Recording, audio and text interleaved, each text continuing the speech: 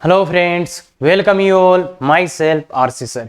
यदि आप IIT JEE की तैयारी कर रहे हैं और कोऑर्डिनेट ज्योमेट्री में प्रॉब्लम आ रहा है कि कैसे सोचना चाहिए, सर क्या होता है, सर नंबर्स नहीं आ रहे, सर टाइम लग रहा है, सर फॉर्मूले याद ही नहीं हो रहे, सर बहुत एग्जाम में तो होना ही नहीं है। बच्चे, ये सबसे सिंपल टॉपिक है अगर आपने सही टाइप से इसको पढ़ लिया तो। अगर आपने अच्छे से पढ़ लिया तो कोई रोक नहीं सकता आपका सिलेक्शन आईआईटी में। और ये 2-3 टॉपिक ऐसे हैं, अगर इनको भी ध्यान से पढ़ लेते हो तो भी आईआईटी वाला क्वेश्चन पेपर तो आप कर ही लोगे।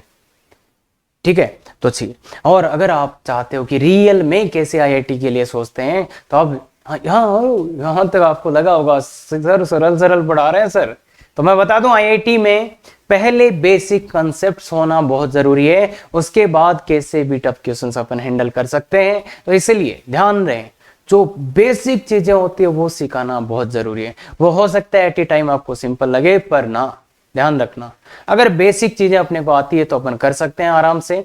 और बिल्कुल, और मैं तो 0 to IIT बिल्कुल बेसिक से IIT एडवांस तक अपन जाएंगे इसमें, बिल्कुल उसी के लिए है बच्चे। हाँ, ये हो सकता है कि आपने आईआईटी के नाम पे ये सुना हो कि हाँ, और वो बड़े बड़े क्वेश्चन सर, वो थोड़े टफ वाले क्वेश्चन, अरे सर हाँ, मैं बता दूं आपको, ये एक बहुत खतरनाक सच्चाई है कि जो क्वेश्चंस आते हैं वो ध्यान से देखना बच्चे, टफ से मतलब नहीं है। अच्छा क्वेश्चन आता है पर वो कंसेप्चुअल क्वेश्चंस होते हैं। 2 टाइप के क्वेश्चंस होते हैं, एक टफ और एक इररिलेवेंट, जो रिलेवेंट ही नहीं है, कहीं आने ही नहीं है, उनसे नहीं सीख सकते आप कंसेप्ट। सो ध्यान से देखिए बच्चे, क्या अपने को चाहिए वो चीज अपने बताई जा रही है। ठीक है, चले तो आज है जो पैरामेट्रिक इक्वेशन, अगर आप इसको समझ गए ना तो मजा आ जाएगा। और ऐसे सर ऐसे भी कर सकते हैं, बिल्कुल यही होने वाला है। तो बहुत अच्छे से देखिए क्या करता है ये, कैसे होता है, क्या क्या चीजें ये करता है। ठीक है क्या, तो देखो बच्चे, सबसे पहले इसको समझने की पहली शुरुआत, एक लाइन दी जाएगी पैरामेट्रिक इक्वेशन में, एक लाइन दी जाएगी, ये बात क्लियर है, बिल्कुल ठीक है। इस लाइन पे एक पॉइंट दिया जाएगा, लाइन और एक पॉइंट, बच्चे क्या बोला, लाइन और एक पॉइंट दिया जाएगा, मतलब इस लाइन की सब इंफॉर्मेशन आपको दी जाएगी, मतलब इस लाइन का इक्वेशन आप लिख सकते हो। और फिर एक इस पे पॉइंट दिया जाएगा। उसके बाद क्या बोलेगा, उसके बाद ये बोलेगा कि इस लाइन पर ही, इस लाइन पर ही, इस पॉइंट से r डिस्टेंस पे एक पॉइंट बताओ। क्या, इस लाइन पर ऐसे पॉइंट बताओ जो इस पॉइंट से कितनी डिस्टेंस पे है, r डिस्टेंस पे। तो आपको देखते ही पता हो गया होगा कि सर 2 पॉइंट आएंगे, एक ऊपर तो एक नीचे। भाई देखो, इस पॉइंट से r डिस्टेंस पे अपन बात करें तो कितने पॉइंट आएंगे बच्चे, 2 पॉइंट आएंगे। ये वाली बात क्लियर, बिल्कुल सर क्लियर है, अरे क्रिस्टल क्लियर, बिल्कुल है सर। इस पॉइंट से r डिस्टेंस पे 2 पॉइंट बताओ जो इसी लाइन पे है। तो ऐसे 2 पॉइंट्स आएंगे, 2 पॉइंट्स आएंगे, ये पॉइंट्स निकालने हैं अपने को, ये पॉइंट्स अपने को निकालने। तो इस ऐसे एक पॉइंट को मैं P मान लेता हूं, XY, ये अपन ने लेट कर लिया इसको XY, ये निकालना है अपने को। तो एक पॉइंट मैंने P x, y एज्यूम कर लिया। अब बताओ ये पॉइंट P कैसे निकाल सकते हैं। तो इसके देखो 3-4 तरीके हो सकते हैं बच्चा। पहला तरीका ये हो सकता है, आप सबसे पहले आप ये बोलो कि सर क्या करेंगे ना, पॉइंट P इस लाइन को सेटिस्फाई करेगा, P सेटिस्फाई लाइन, भाई P इस लाइन के ऊपर है तो ये इसको सेटिस्फाई करेगा, तो एक इक्वेशन तो यहां आ जाएगी। दूसरा क्या, जो डिस्टेंस PA है वो क्या होगा, r, तो PA को r के इक्वल रख दोगे। तो एक तो आपने इस पॉइंट P को इस लाइन में पुट कर दिया तो सेटिस्फाई कर रहा है, तो x और y में एक इक्वेशन मिलेगा। दूसरा, आपने PA डिस्टेंस को r के इक्वल कर दिया तो एक इक्वेशन, यहां से कितनी इक्वेशन मिल गई बच्चे, 2। और वेरिएबल भी कितने थे, x और y 2 ही, तो बिल्कुल यहां से आ जाएगा क्या, बिल्कुल थ्योरेटिकली एकदम सही, करेक्ट है। पॉइंट P इस लाइन को सेटिस्फाई करेगा, एक इक्वेशन x और y में मिलेगा। दूसरा, PA का डिस्टेंस है वो r है, तो यहां से दूसरा इक्वेशन, इनको सॉल्व करोगे तो बिल्कुल आपको दोनों पॉइंट आ जाएंगे, ये भी आ जाएगा और ये भी आ जाएगा, मतलब यहां से। दूसरा, अब थोड़ा सा अच्छा तुम करना चाहोगे तो ये भी कर सकते हो तुम कि सर पॉइंट P इसी लाइन के ऊपर है ना, तो सर पॉइंट P को अल्फा, वो जो समथिंग आएगा वो मान लेंगे। पॉइंट P इस लाइन के ऊपर है ना, और इस लाइन के ऊपर पॉइंट अज्यूम करना मैंने सिखाया था।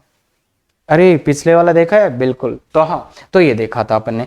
अब मैं अगर लगा दूं PA इक्वल टू R, तो यहां से मेरे को क्या मिल जाएगा, अल्फा।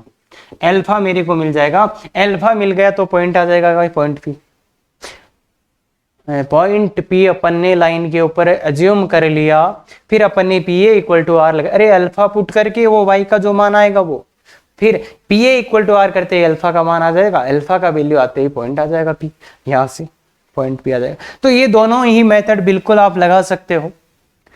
पर बच्चे जो इसके अच्छे क्वेश्चंस होंगे, ये देसी जुगाड़ है, बिल्कुल कर सकते हैं, इससे कोई मनाही नहीं है। सिंपल वाले क्वेश्चन आराम से हो जाएंगे और टफ वाले क्वेश्चंस में टाइम वेस्ट भी आराम से हो जाएगा।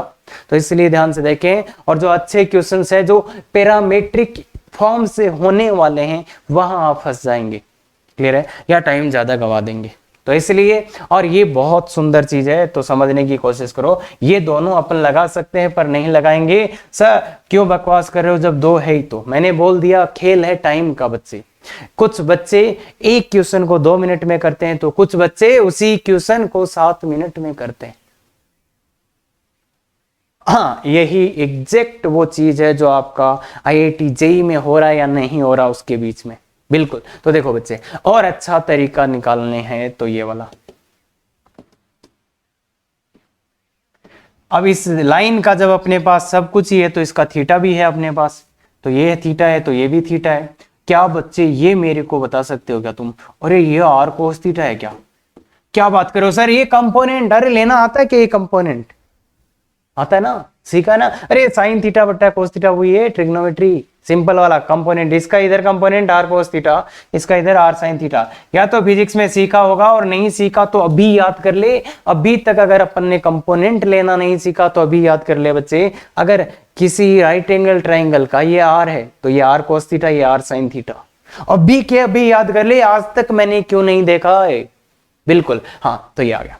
अब मेरे को तो ये चाहिए था ना, तो ये डिस्टेंस में और किसी फॉर्मूले से भी लिख सकता हूं क्या, ये x और ये x1, तो ये वाला डिस्टेंस x माइनस x1 भी है क्या, और ये वाला डिस्टेंस ये y, ये y1, तो y माइनस y1। अरे ये पॉइंट डिस्टेंस फॉर्मूला जब सिखाया था तब बताया था ये।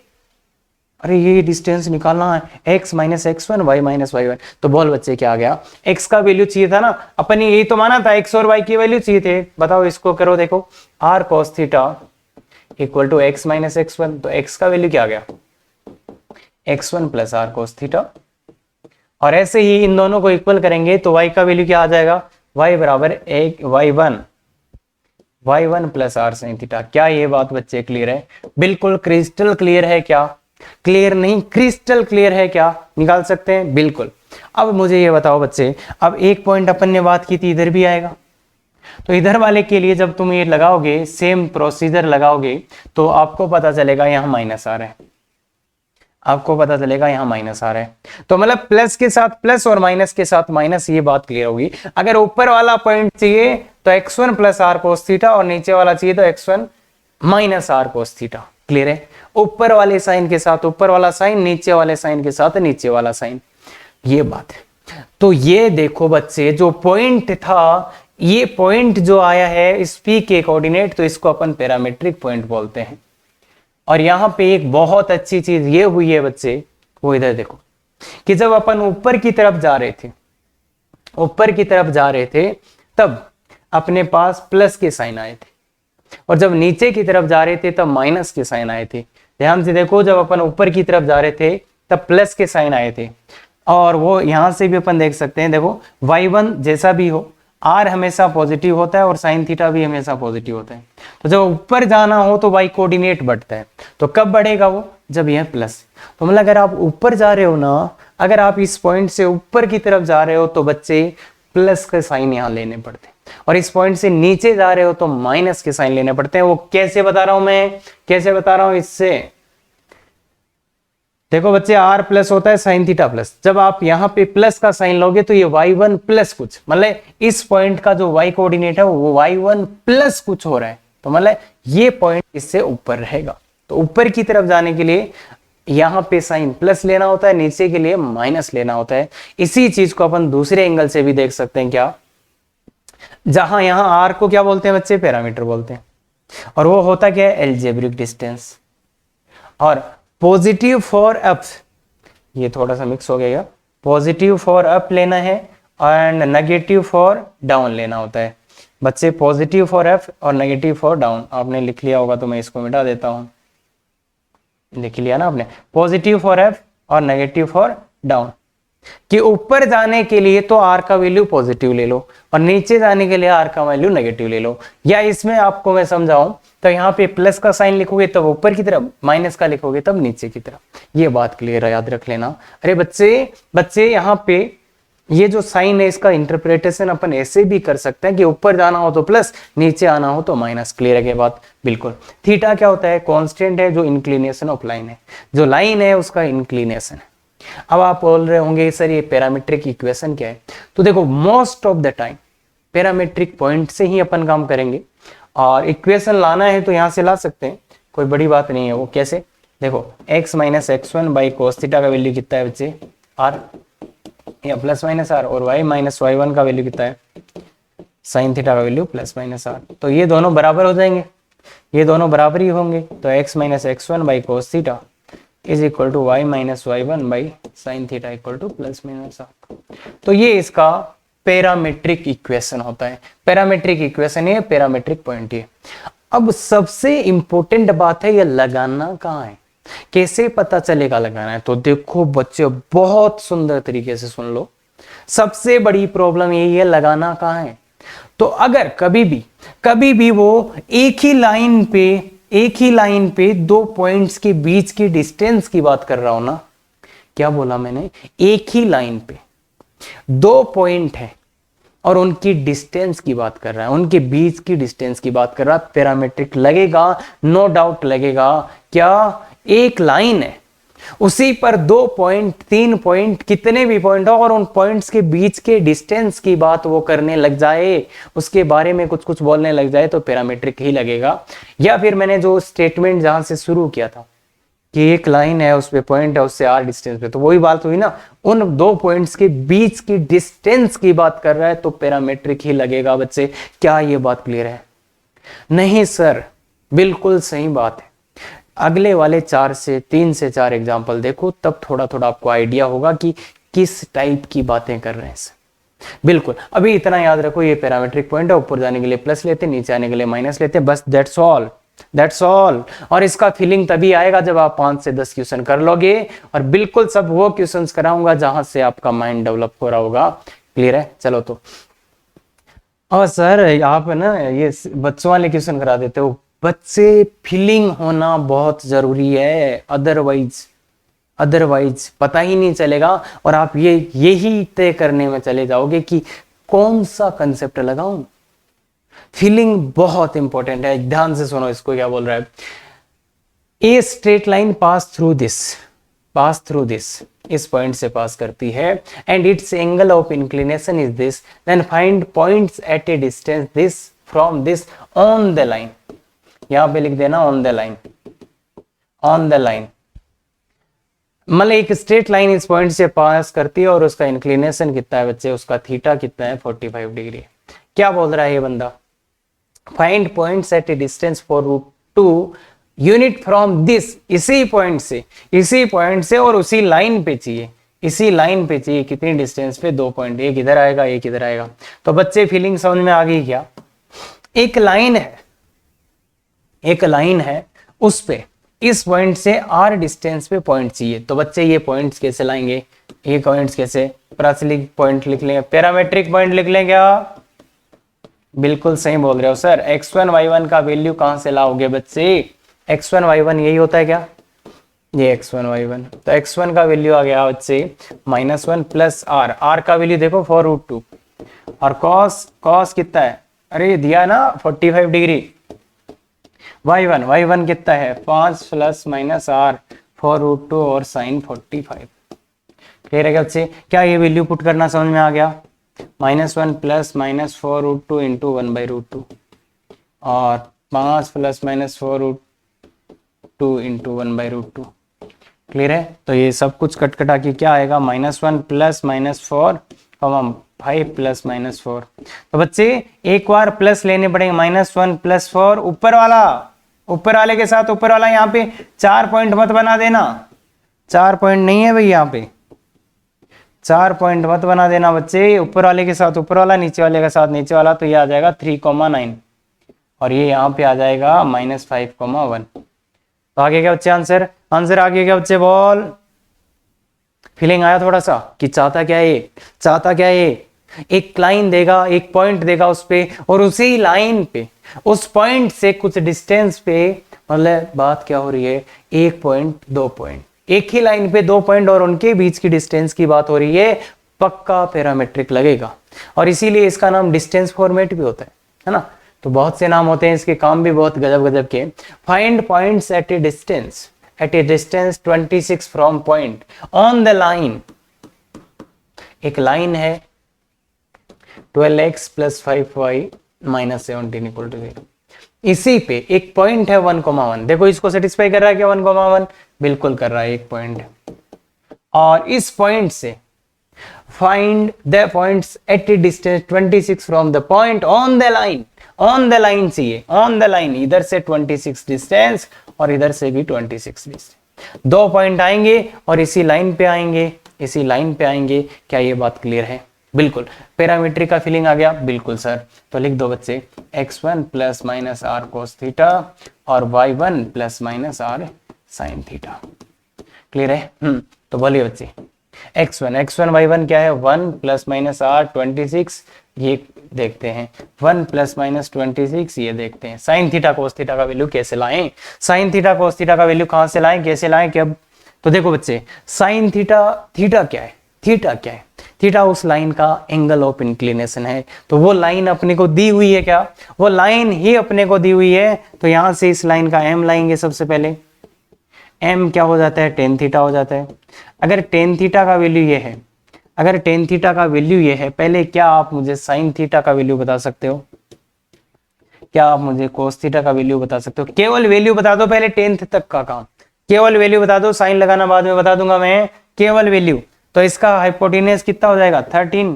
अरे ये परपेंडिकुलर अपॉन बेस, तो 13। तो ये 12/13 और ये 5/13। क्लियर है? अब साइन लगाना देखते हैं। अब tan थीटा नेगेटिव है और थीटा अपने को पता है, थीटा बिलोंग्स टू होता है 0 से पाई। अरे ये पता है ना सबको, 0 से पाई। और मैंने तो ये भी लिखाया था कि साइन थीटा हमेशा ही पॉजिटिव रहेगा। तो साइन थीटा तो हमेशा ही पॉजिटिव रहेगा। और दूसरा रीजन इसका, 0 से पाई में साइन थीटा तो पॉजिटिव रहना है। अब tan थीटा नेगेटिव आया, इसका मतलब ये थीटा कौन से क्वाड्रेंट में रहा होगा? सेकंड में। tan थीटा नेगेटिव, अरे 0 से पाई और tan थीटा नेगेटिव है, इसका मतलब है फर्स्ट में तो पॉजिटिव होता है, ये सेकंड में रहा होगा, इसलिए सेकंड में। तो सेकंड में रहा है थीटा, तो सेकंड में साइन तो प्लस ही आएगा। और साइन तो हमेशा ही प्लस आएगा, 0 से पाई में, इसलिए ये प्लस आया। और ये सेकंड में, इसलिए ये नेगेटिव। भाई tan थीटा नेगेटिव है, ये प्लस है तो ये नेगेटिव आने का बनेगा ना। ये प्लस है तो ये नेगेटिव बनेगा ही बनेगा। तो इसलिए बस वैल्यू पुट कर दो बच्चे। सेकंड क्वाड्रेंट में सर ये नहीं आता हमें ट्रिग्नोमेट्री, तो बच्चे नहीं समझ में आया, बिल्कुल भी नहीं समझ में आएगा। ट्रिग्नोमेट्रिक इक्वेशन आपको आना चाहिए अच्छे से, तभी काम बनेगा। हाँ, और नहीं आता तो भी जाके देखो। तो यहाँ पे वैल्यू पुट कर देते हैं। साइन, पहले कोस थीटा का वैल्यू कितना है बच्चे? कोस थीटा का वैल्यू कितना पुट करना है? -5/13। साइन थीटा का वैल्यू 12/13। क्लियर है बच्चे बोलो तो। यहाँ 1 माइनस प्लस हो जाएगा, माइनस प्लस। सर क्या फर्क पड़ेगा? फर्क पड़ेगा, ध्यान से देख बच्चे, फर्क पड़ेगा। क्योंकि ऊपर वाले के साथ ऊपर वाला लेना था, प्लस के साथ प्लस नहीं लेना था, ऊपर वाले के साथ ऊपर। यहां से नेगेटिव आया है तो ये माइनस प्लस करना पड़ेगा। और ये कितना आ रहा है? 10। और 1 ± 24। तो ऊपर वाले के साथ ऊपर वाले ले लो, 1 - 10 और 1 + 24।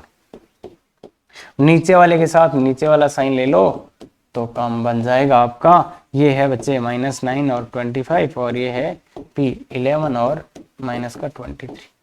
ये आंसर है। क्या बात समझ पाए? यहाँ पे एक जो गलती होने का चांस था, क्या ये अपन करे या बचे? तो इन 2 क्वेश्चन से मैं केवल आपको ये बताया कि अगर सीधा ही इंफॉर्मेशन दे दे कि भाई एक लाइन है, उस पे एक पॉइंट है, उससे r डिस्टेंस पे, तो वो निकालें। अब इस पैरामीट्रिक फॉर्म में क्या क्या चीजें थी, एक तो पैरामीट्रिक पॉइंट, उसमें एक आर आता है, एक थीटा आता है। तो अब ये उल्टे क्वेश्चन भी दे सकता है अपने को, आर और थीटा का वैल्यू भी पूछ सकता है, आर और थीटा का वैल्यू भी पूछ सकता है। तो ऐसे क्वेश्चन अब अपन करने जा रहे हैं। तो क्या ये दोनों क्वेश्चन क्रिस्टल क्लियर है? बिल्कुल सर। तो आ गया ये बच्चे, अब बहुत अच्छे। चलो ठीक है, ये कुछ है भाई, दूसरा मेथड से भी बताना है बच्चों को, है ना। हाँ, इधर पढ़ो और अच्छे से करो। Find the distance of the point this from the line. इस पॉइंट का इस लाइन से डिस्टेंस चाहिए,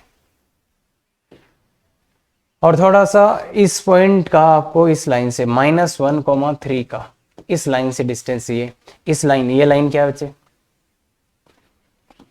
2x - 3y + 9 = 0। इस पॉइंट का इस लाइन से डिस्टेंस चाहिए। कौन सा डिस्टेंस चाहिए? जो मेजर्ड पैरेलल और अलोंग टू द लाइन, इस लाइन के पैरेलल मेजर किया गया हो। तो ये लाइन मान लेते हैं ऐसी है, 3x - 4y + 5 = 0। तो इस पॉइंट का इस लाइन से डिस्टेंस चाहिए जो इसके पैरेलल मेजर किया गया हो। तो इसके पैरेलल मेजर किया गया हो तो मतलब यही वाली बात हुई क्या बच्चे? यही वाली बात हुई क्या? तो देखो ये डिस्टेंस चाहिए अपने को, ये डिस्टेंस चाहिए, तो ये डिस्टेंस चाहिए। और अगर आप थोड़ा सा ध्यान से देखोगे तो बच्चे, थोड़ा सा ध्यान से देखोगे तो देखोगे, इसको P मान लेता हूं मैं। थोड़ा सा ध्यान से देखोगे तो ये क्या बात कर रहा है? एक लाइन है, एक लाइन है, उस पे 2 पॉइंट है, उनके बीच की डिस्टेंस की बात कर रहा है क्या? एक लाइन है, उसी पे 2 पॉइंट है और उनके बीच की डिस्टेंस की बात कर रहा है। तो बच्चे कौन सा फॉर्मेट लगेगा? पैरामीट्रिक। क्या ये बात क्लियर है? पैरामीट्रिक फॉर्मेट लगेगा बिल्कुल। तो बच्चे इसको मैंने आर रिलेट कर लिया है। क्या बच्चे, इसने क्या बोला था? एक ये लाइन आ गई थी, अपन ने जब बनाया डायग्राम, और इन दोनों के बीच एक ही लाइन पे 2 पॉइंट थे, उनके बीच के डिस्टेंस की बात कर रहा है। तो पैरामीट्रिक फॉर्मेट लगाना पड़ेगा। तो ये अपन ने आर मान लिया। क्लियर है? तो ये आर मान लिया। अब इस आर का वैल्यू चाहिए तो क्या लाएं? सबसे पहले तो पी पॉइंट ले लो। P point x1 ± r cos theta और y1 ± r sin थीटा। ठीक है, x1 y1 का वैल्यू ये रहा, x1 का -1 ± r तो निकालना ही है, और थीटा का वैल्यू भी लाना पड़ेगा अपने को। y1 कितना है? y1 कितना है? 3 ± r तो निकालना ही है, sin theta. cos theta sin theta का वैल्यू कहां से लाएं? cos थीटा sin थीटा क्या होता है? cos थीटा sin थीटा होता है इस लाइन की स्लोप, इस लाइन की स्लोप से ही आएगा। अब ये दोनों लाइनें पैरेलल है, तो इसका मतलब जितना m इसका है उतना ही इसका है। तो इन दोनों ही लाइनों का m कितना है बच्चे? ये और ये पैरेलल लाइंस है, तो इसका m है 3/4। मतलब tan थीटा का वैल्यू, ये tan थीटा का वैल्यू 3/4 आ गया। तो बच्चे क्या मुझे sin थीटा cos थीटा बता सकते हो? अरे 10th वाली ट्रिग्नोमेट्री आता है क्या? 10th वाली ट्रिग्नोमेट्री आता है क्या बच्चे? आता है बिल्कुल सर। ये 3/5 आएगा सर, ये 4/5 सर। क्या बात कर रहे हो? और दोनों ही प्लस आएंगे, क्यों? क्योंकि अगर tan थीटा पॉजिटिव है तो इसका मतलब थीटा फर्स्ट क्वाड्रेंट में है, तो दोनों ही पॉजिटिव, और sin थीटा पॉजिटिव आएगा हमेशा। तो ये पॉजिटिव और ये नेगेटिव, ये भी पॉजिटिव आ जाएगा। क्लियर है? ये वैल्यू पुट कर दो बच्चे। कितना आ रहा है? 4/5। ये वैल्यू कितना आ रहा है? 3/5। क्लियर है? क्लियर है? तो ये आ जाएगा बच्चे, देखो -1 ± 4r/5 और 3 ± 3r/5। क्लियर है बच्चे? हाँ, अब बच्चे ये तो आ गया, पर अब अपने पास आंसर चाहिए किसका? आर का वैल्यू चाहिए। आर का वैल्यू कैसे आएगा? अब आर का वैल्यू कैसे आएगा बच्चे? अब आर यहां से तो आ नहीं जाएगा, तो एक और कोई कंडीशन चाहिए जिसको लगा कि अपन आर का वैल्यू लाएंगे। एक और कंडीशन चाहिए मेरे को। अब वो कंडीशन कहां से लाऊं? ध्यान से सुन बच्चे, मैंने ही बोला कि पैरामीट्रिक का दिमाग में क्यों आया? क्योंकि इसलिए आया, वो एक ही लाइन पे 2 पॉइंट के बीच की डिस्टेंस की बातें करने में लगा हुआ था, तो इसलिए इसका वैल्यू आया। अब बात ये करें कि आर का वैल्यू अपने को लाना है, तो कहां से लाएं? तो इसलिए एक ऑब्जर्वेशन करो, क्या है ऐसा जिसका अपन यूज कर सकते हैं। तो अगर आप ध्यान से देखोगे तो ये पॉइंट P इस लाइन के ऊपर है, तो P lie, point P lie on the line. On the line, कौन सी लाइन पे बात कर रहे हैं? किस लाइन पे होगा? इस लाइन पे। देखो पॉइंट P इस लाइन पे होगा, तो 2x - 3y + 9 = 0। तो पॉइंट P इस लाइन पे होगा, तो इसको सेटिस्फाई करेगा क्या?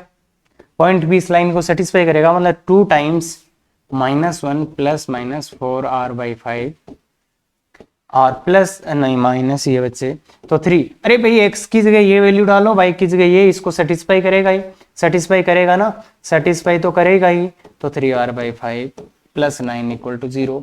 अब बच्चे एक बार तो क्या ले लो, ऊपर वाला साइन मतलब प्लस साइन ले लो। तो प्लस और प्लस अगर आप जब लोगे, भाई ये प्लस लोगे तो ये भी प्लस, मतलब ऊपर वाला साइन लेना पड़ेगा ना ऊपर वाले के साथ। हाँ, तो जब प्लस लोगे तो देखो बच्चे क्या आएगा, -2 प्लस 8r/5 -9 -9r/5 प्लस 9 = 0। और आप गौर से देखोगे तो 9 से 9 कटेगा, ये आएगा -2 -r/5। ध्यान से देखो, ध्यान से देखो, तो r का वैल्यू आ गया -10, मतलब डिस्टेंस का वैल्यू कितना आ गया, -10। तो इसका मतलब, और जब अपन इसमें माइनस और माइनस साइन लेंगे, जब अपन माइनस और माइनस साइन लेंगे तब बच्चे आप देख के देखना क्या होएगा, यहाँ पे एक साइन चेंज ही तो होएगा, तो उस टाइम r का वैल्यू आ जाएगा 10। क्या बोला मैंने, जब अपन माइनस और माइनस लेंगे मतलब नीचे वाले साइंस लेंगे तो r का वैल्यू 10 आ जाएगा। तो कुल मिला के बच्चे r का ही तो वैल्यू पूछा था इसने, r का वैल्यू ही तो पूछा था, ये r ही निकालना था, तो ये कितना आ गया बच्चे 10। प्लस माइनस के क्या फर्क पड़ेगा, मतलब इस पॉइंट की इस लाइन से डिस्टेंस ये थी, तो डिस्टेंस तो पॉजिटिव बताओगे ना, तो इसलिए पॉइंट का डिस्टेंस आ गया 10। और एक और छोटी सी, क्योंकि देखो बच्चे इसमें क्या है ना, 2-3 चीजें हैं जो अपने को ध्यान में रखना पड़ता है कि हाँ ऐसा सिनेरियो आता है तो ऐसा अपन कर सकते हैं। क्योंकि r का जब वैल्यू पूछा जाए, या तो r का वैल्यू प्लस आएगा या तो माइनस आएगा, या तो प्लस आएगा या तो माइनस आएगा। तो आप जब ये प्लस माइनस लेके चलोगे ना, तो एक बार प्लस आ जाएगा एक बार माइनस आ जाएगा, और क्या फर्क पड़ना है। अगर r का ही वैल्यू पूछे तो आप एक साइन लेके चल सकते हो। भाई तुम प्लस लेके चलते तो r का वैल्यू माइनस आ जाता, जब माइनस लेके चलोगे तो प्लस आ जाएगा। तो इससे तो अच्छा अगर r का ही वैल्यू पूछा है, अगर डिस्टेंस का ही वैल्यू पूछा है, तो साइन एक ही लेके चल जाओ ना, कि प्लस ले लो या माइनस ले लो, एक ही साइन लेके चल लो। तो r का वैल्यू पूछा हो तो एक ही साइन लेके आप चल सकते हो। इसी क्वेश्चन को मैं दूसरे देसी तरीके से भी बता देता हूं आपको, सो दैट अपने को, देखो ये टेक्निक्स है, इनमें अपने को थोड़ा सा माहिर होना पड़ेगा। तो मेथड 2 इसका मैं बताने जा रहा हूं, और वो अपना थॉट प्रोसेस बिल्ड करने में काफी हेल्प करेंगे ऐसी चीजें। हाँ तो बताओ मेरे को क्या चाहिए, मेरे को चाहिए इन दोनों के बीच का डिस्टेंस, इसको मैं ये बोल देता हूं। तो ये अपन कैसे लाएंगे, एपी चाहिए ना मेरे को। दूसरा तरीका बता रहा हूं बच्चे, एपी चाहिए तो मैं क्या करता हूं ना, मैं इस लाइन का इक्वेशन लिख लेता हूं पहले, तो इस लाइन का, फिर पॉइंट पी निकाल लूंगा। पॉइंट पी कैसे, इस लाइन और इस लाइन का इंटरसेक्शन, फिर वो डिस्टेंस एपी निकालो। क्या बोला बच्चे, मैंने बोला चलो मैं इस एपी लाइन का इक्वेशन लिख लेता हूं। तो लिख सकता हूं मैं कैसे, y minus y1 equal to x minus x1। अब इसका स्लोप कितना है, y माइनस y1 m कितना है इसका, देखो इस लाइन का 3/4। तो ये किस लाइन का इक्वेशन आ गया बच्चे, एपी का मैंने इक्वेशन लिखा, एपी लाइन का इक्वेशन मैंने लिख दिया। अब मैं इस 2x माइनस 3y प्लस 9 = 0, अगर मैं इन दोनों को सॉल्व करूंगा, इन दोनों का इंटरसेक्शन पॉइंट क्या होगा बच्चे, इंटरसेक्शन पॉइंट निकालना सिखाया था क्या मैंने, अरे इंटरसेक्शन पॉइंट निकालना सिखाया था क्या। तो इन दोनों का अगर आप इंटरसेक्शन पॉइंट निकालोगे तो वो पॉइंट आ जाएगा P। अगर एक बार आपके पास P आ गया, अरे इंटरसेक्शन पॉइंट निकालना सिखाया था ना क्या, इसको और इसको सोल्व करके x और y के जो वैल्यूज आएंगे वो ही इंटरसेक्शन पॉइंट होता है, और वो ले आए तो P अगर आपके पास आ गया तो फिर अपने पास डिस्टेंस AB भी आ जाएगा। तो फिर R का मान क्या आ जाएगा, AP। तो बिल्कुल बच्चे इसको अभी के अभी करो, ये वाले मेथड से भी करो, और जो चीजें बोला है वो समझ में आना चाहिए। नहीं आ रहा तो 2 बार देखो, फिर भी नहीं आ रहा 3 बार देखो बच्चे, बिल्कुल समझ में आना चाहिए। हाँ चलते आगे, ये find the direction in which a straight line must be drawn through the point this, so that its point of intersection with this may be at a distance this। तो इसने क्या बोला है, एक पॉइंट है 1,2, उससे एक लाइन को किस डायरेक्शन में ड्रॉ करें। थोड़ा सा अपन डायग्राम अच्छे बना लेते हैं क्योंकि चीजें पता ही है अपने को। तो 1,2 एक पॉइंट है, और एक कि इससे किस डायरेक्शन में ड्रॉ करें कि point of intersection with this line, ये लाइन भी पता है अपने को x + y = 4, ये लाइन भी पता है x + y = 4। तो किस डायरेक्शन में एक लाइन ड्रॉ करें कि जो इंटरसेक्शन पॉइंट आए इन दोनों का, जो इंटरसेक्शन पॉइंट आए उन दोनों का, मतलब इस पॉइंट से किस डायरेक्शन में ड्रॉ करें, जो पॉइंट ये है कि इन दोनों के इंटरसेक्शन पॉइंट के बीच का डिस्टेंस कितना हो, ये दिया गया कितना 6√3। तो देखो बच्चे फिर से ध्यान से सुनो, अरे ये तो समझ आ गया ना क्वेश्चन क्या बोलना चाह रहे। इस पॉइंट से एक लाइन ड्रॉ करना है so that its point of intersection with the line may be at a distance, इतनी डिस्टेंस पे हो। तो मतलब ये जो डिस्टेंस अपने को दी हुई है वो दी हुई। तो अब भी क्या बात कर रहे हैं, एक लाइन उस पे 2 पॉइंट, उनके बीच की डिस्टेंस की बातें कर रहे हैं। डिस्टेंस की बातें कर रहा मतलब पैरामीट्रिक लगेगा, पैरामीट्रिक लगेगा। पर इस बार पूछा क्या इसने कि फाइंड द डायरेक्शन, डायरेक्शन मतलब थीटा। तो इस बार इसने क्या पूछा है बच्चे, थीटा। इस बार इसने क्या पूछा है, थीटा।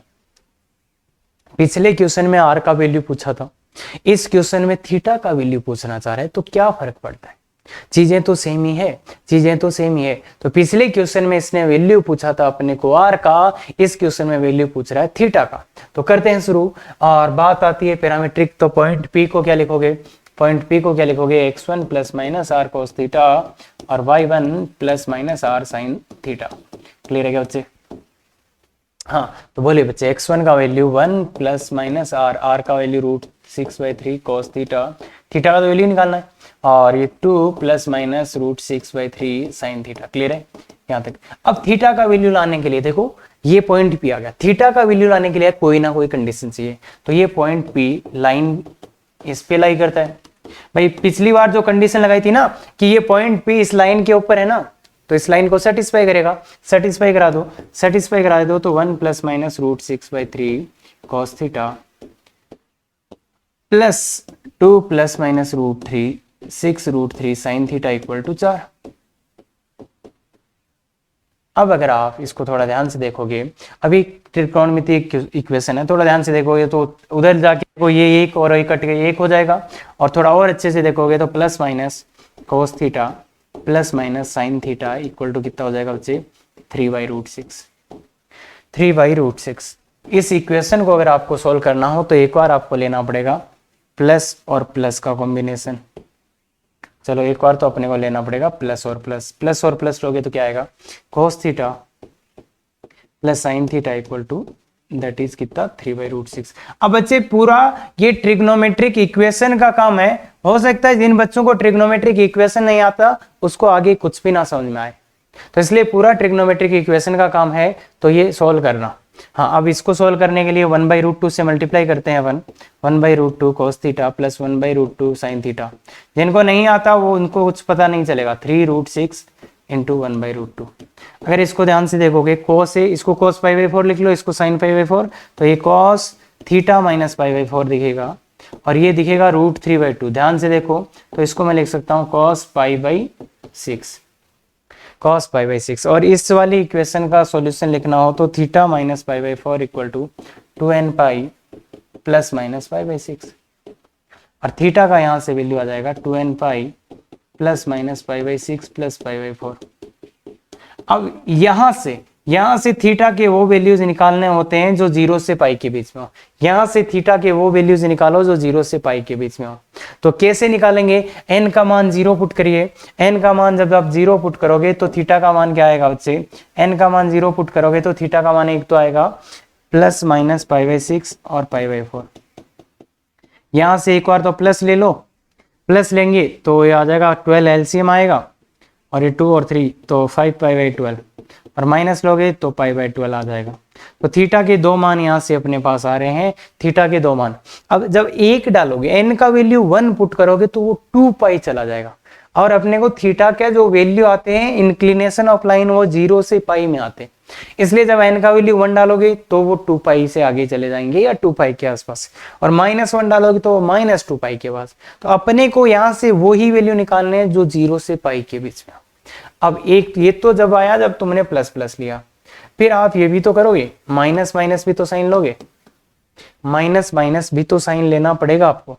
तो माइनस माइनस जब साइन लोगे तो क्या सिचुएशन रहेगा, ये इक्वेशन ऐसा सॉल्व होगा, ये minus cos theta minus sine theta और 3/√6। इसको तुम बच्चे सोल्व करना, और सॉल्व करके थीटा के मान निकालोगे तो 0 से पाई में कोई थीटा आएगा ही नहीं यहां से। अब सर ने ये सीधा कैसे बोल दिया कि 0 से पाई में कोई थीटा आएगा ही नहीं। ये ही सबसे बड़ा सीक्रेट है जो आपका काफी टाइम बचा सकता है, काफी नहीं बहुत ज्यादा टाइम बचा सकता है। ये बहुत अच्छा सीक्रेट है इसका। क्या कि सर ने बोला जब आप माइनस माइनस लोगे तो आंसर नहीं आएगा। वो क्यों नहीं आएगा? इसलिए नहीं आएगा वो क्योंकि जो पॉइंट P है वो इस पॉइंट से ऊपर है। क्या बोला सर ने? कि जो पॉइंट P है वो इस पॉइंट से ऊपर है। तो ऊपर की तरफ जब जाते हैं अपन तब प्लस का साइन लेते हैं। ये बात हुई थी। ऊपर की ओर जाते हैं तो प्लस का साइन लेते हैं, इसलिए यहां पे जो आंसर आएगा वो प्लस वाला लेने से ही आएगा। क्या बोला? प्लस वाला लेने से ही आएगा। यहाँ पे जो भी आंसर आएगा प्लस वाले से आएगा, माइनस वाले से कोई आंसर नहीं आएगा। इसलिए अपन डायरेक्टली बोल सकते हैं। बाकी बच्चे एक बार आप निकाल के जरूर देखिएगा। और इसका मैं एक अच्छा वर्जन और देता हूं आपको, सो दैट आप क्रिस्टल क्लियर ही हो जाओ कि हाँ ऐसा भी हो सकता है। तो वो क्वेश्चन है दूसरा। अगर ये जो गिवन पॉइंट है, अगर ये गिवन पॉइंट है, ये इसकी जगह अगर मैं आपको 2 3 देता तो 2 3 देता then same answer but taking negative sign. मतलब अगर मैं ये पॉइंट ये देता आपको 2 3 इस लाइन के इधर होता, तो अगर मैं ये पॉइंट आपको देता तब यही सेम आंसर आता। पर कब आता? जब आप माइनस के साइन लेते, तब ये सेम आंसर आपको मिलता। तो इस वो क्वेश्चन को इतना ज्यादा कर लो कि बच्चे समझ ही जाओ कि क्या हो रहा है। क्या अरे ये पॉइंट लेके भी सॉल्व करो इसको, और आपका ट्रिग्नोमेट्री आपको कितना आता है वो भी ये क्वेश्चन आपको बता देगा। क्लियर है बात? हाँ, तो आगे चलते हैं।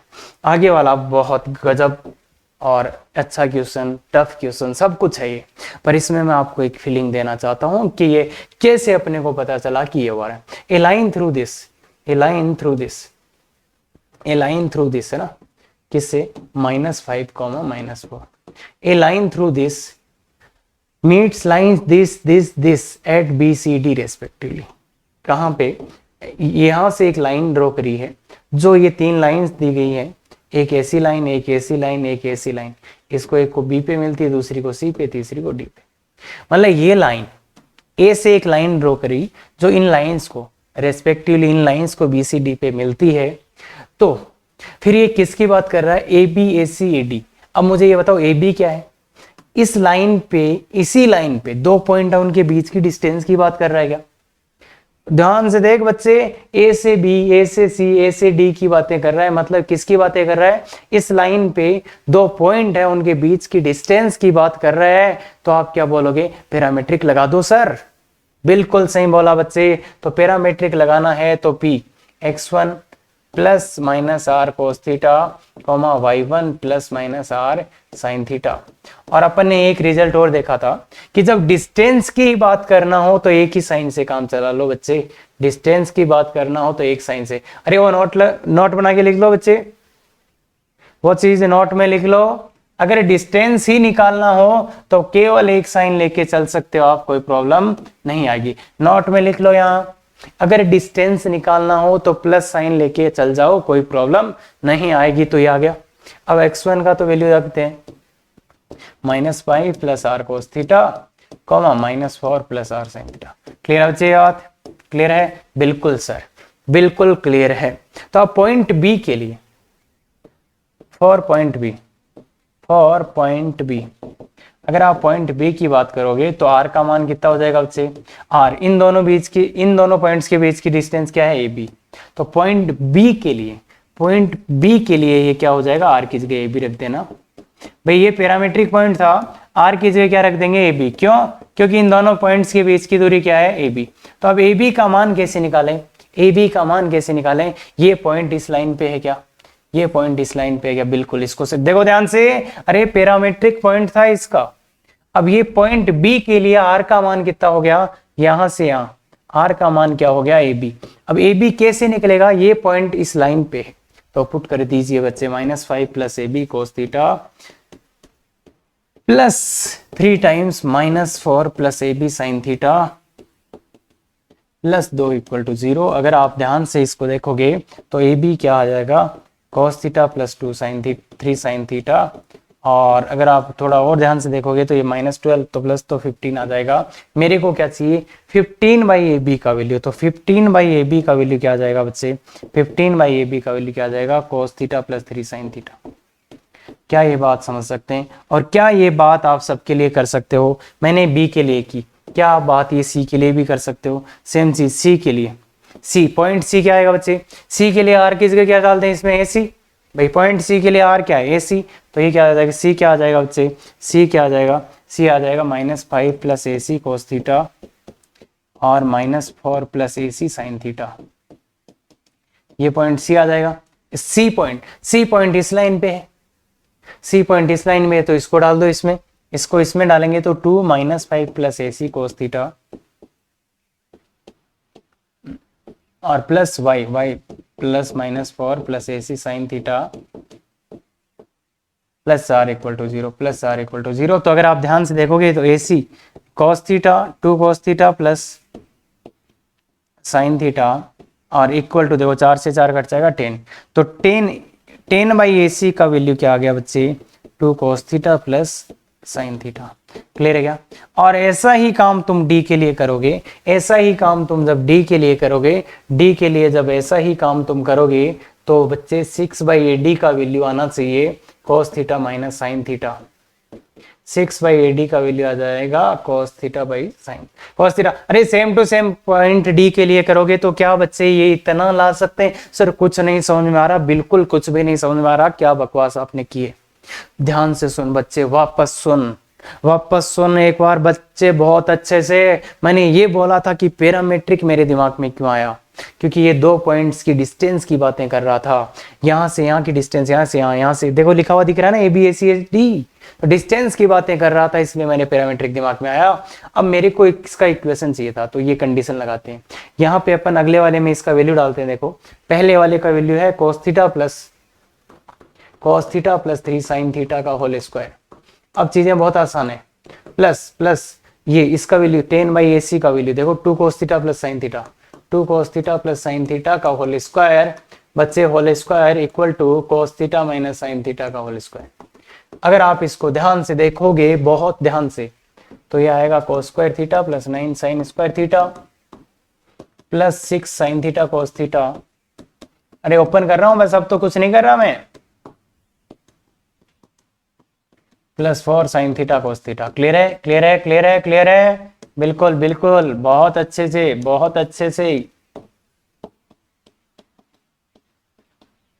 सबको एक तरफ लाओ, सब कोस एक तरफ कितना होगा, कोस से कोस कट गया, 4 कोस स्क्वायर थीटा हो गया प्लस साइन वाले कितना हो जाएगा, साइन स्क्वायर थीटा से साइन स्क्वायर थीटा कट जाएगा तो 9 साइन स्क्वायर थीटा। और अगर आप ध्यान से देखोगे तो 12 साइन थीटा कोस थीटा दिख जाएगा आपको, 12 sine theta cos theta equal to 0 दिख जाएगा। और ये गौर से देखोगे उस दिन दिखेगा, जिस दिन आप गौर से देखोगे उस दिन दिखेगा ये है, तो ये है, तो ये 0 ये 0, तो 2 cos theta plus 3 sine theta equal to 0। गौर से देखोगे तो 10 थीटा का वैल्यू दिखेगा -2/3। थोड़ा सा टाइम लगेगा देखने में, इस लाइन का इक्वेशन चाहिए जो इससे पास हो रही है और उसका 10 थीटा ये है, तो m का मान ही आ गया ना, m 10 थीटा होता है तो -2/3। एक लाइन का इक्वेशन चाहिए जिसका m ये हो और वो इस पॉइंट से पास। देखो बच्चे उतनी बड़ी चीजें सॉल्व करके क्या मिला कि वो लाइन एक पॉइंट से पास हो रही है, वो तो था ही, उसका स्लोप निकालना था तो वो मिल गया बच्चे, m का मान मिल गया। तो इस लाइन का equation y minus y1 equal to x minus x1 is equal to minus का 2/3। और इसको गौर से देखोगे तो समझ में आएगा, ये 2x plus 3y plus 22 equal to 0 है बच्चे। हो हाँ, इस तो बात जो आज वाला लेक्चर है ना, उसको मुझे पता है दिक्कत आएगी, और जिनको ट्रिग्नोमेट्रिक इक्वेशन नहीं आती उनको नहीं होंगे सवाल, उनको दिक्कत आएगा ही आएगा। और जिनको अच्छे से आती है बच्चे फिर से देख, 2-3 चीजें बहुत अच्छी बताई है, वो ध्यान से सोच और ये क्वेश्चंस पूरे कर। अगली क्लास में आईआईटी एडवांस के क्वेश्चंस करेंगे, ये भी आईआईटी एडवांस लेवल से कम नहीं थे, पर देख लिया होगा, क्लियर है। Thank you very much. अगर ऐसे लेक्चर समझ में आते हैं और अच्छे लगते हैं कि सर और बनाओ, बिल्कुल बच्चे हमेशा की तरह शेयर सब्सक्राइब लाइक करते रहो। Thank you very much. Effective तैयारी करो।